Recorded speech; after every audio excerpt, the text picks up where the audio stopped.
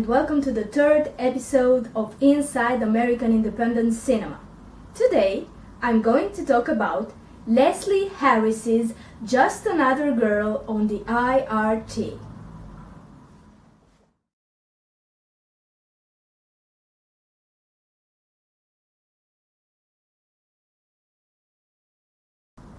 Released in 1992, the movie is centered upon Chantal Mitchell, a young African-American woman who struggles with some important issues that unexpectedly come into her life.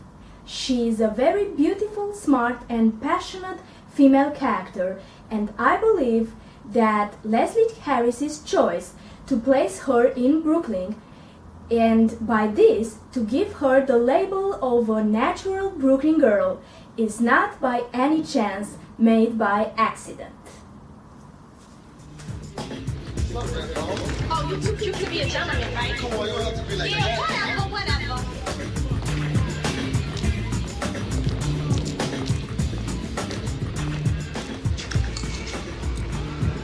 I'm a Brooklyn girl. Lots of folks think Brooklyn girls are real tough. I guess that's true. I let nobody mess with me, and I do what I want when I want.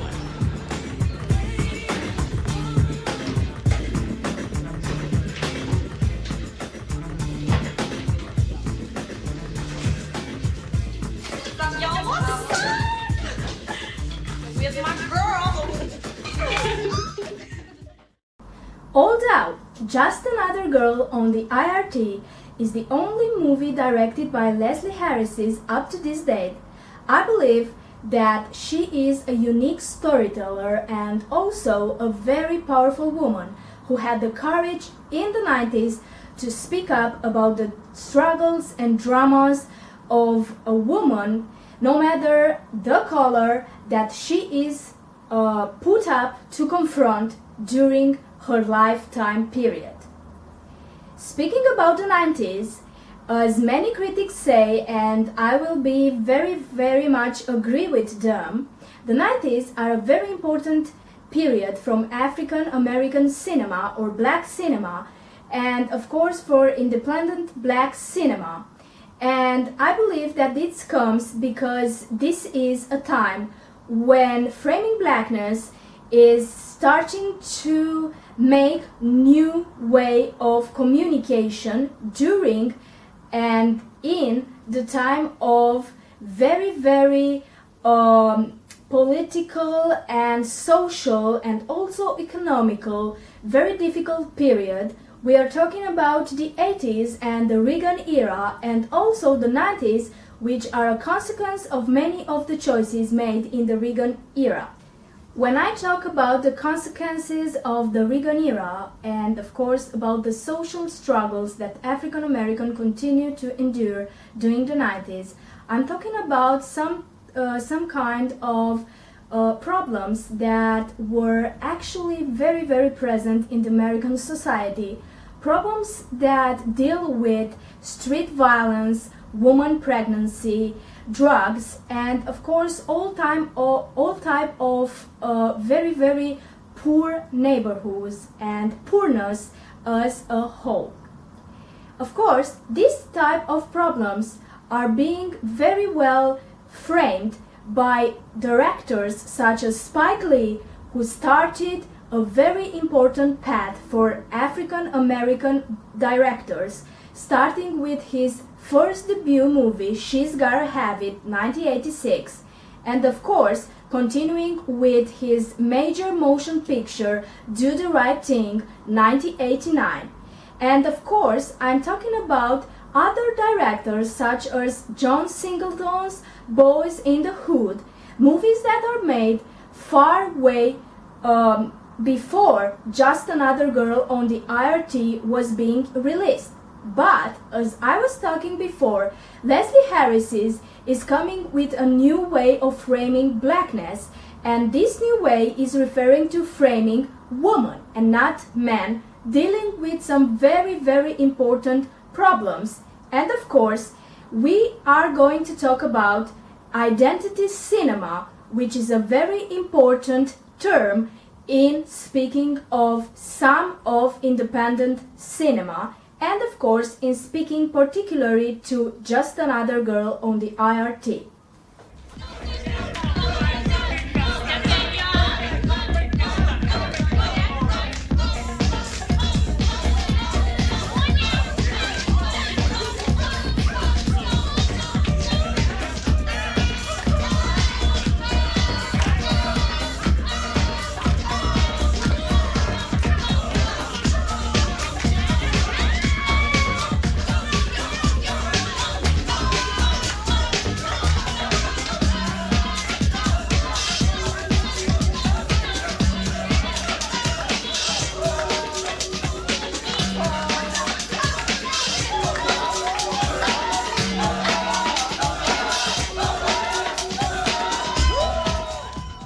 There is a question that arises upon this idea and term of identity cinema.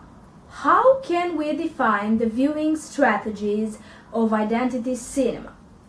As a viewer, and as viewers in general, we tend to separate a viewing strategy, a whiteness viewing strategy, and a blackness viewing strategy, which, as many critics consider, and of course as I think, is very, very wrong. In this identity cinema discussion comes a term that is called fixing. We as viewers have this fixing problem. We always tend to fix something in order to suit our viewing needs. And of course, otherness is such thing that needs to be fixed somehow in our subconscious. But we need to stop this problem and to start looking upon something much more important, that is multiculturalism. This term boomed in the 80s and refers to a whole new society that is very much akin to understand through cinema and to perceiving otherness as a very important issue that has to be incorporated in our society. In other terms, what Leslie Harris does in Just Another Girl on the I.R.T. is not only framing blackness in very important manner, but also including the problems of Chantal Mitchell into a very important scheme. That is, she is a young girl, and no matter of her social, economic, of historical background, she is a girl that has to survive in this whole new society that started to develop in the 90s. And talking about this whole new society, we need to know about the culture of MTV. Yes, you heard right.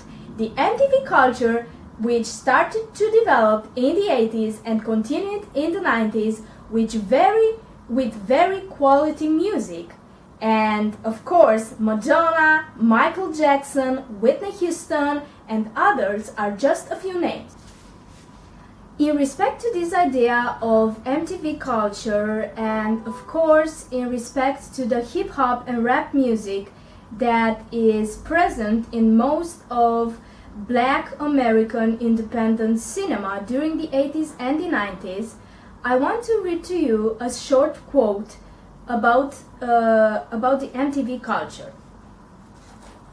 Once breached by Michael Jackson, MTV's racial barrier crumbled.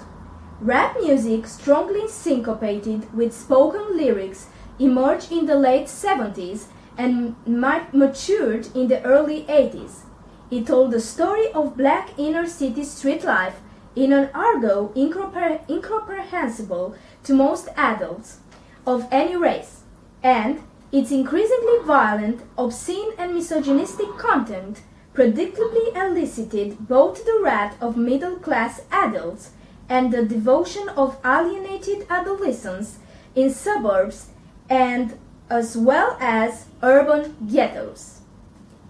After this quote, What I want to say and what I want to emphasize is that it's very important to pay attention when we view Just Another Girl on the I.R.T. upon the music that Harris's uses. This music functions as a second marker of the story.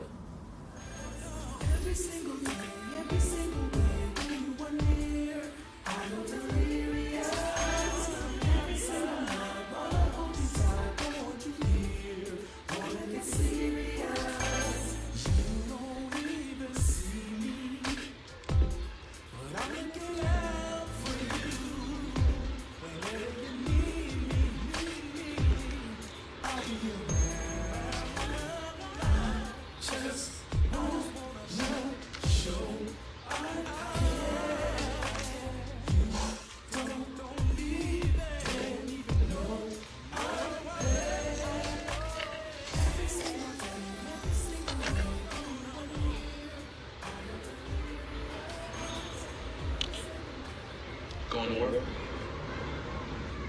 No, I don't feel like it. I went to the game last night. Our team lost again. This is sorry, motherfuckers. Come on, Chantel, don't look like that. It's not that bad. Yo, I know crazy girls who get pregnant at school.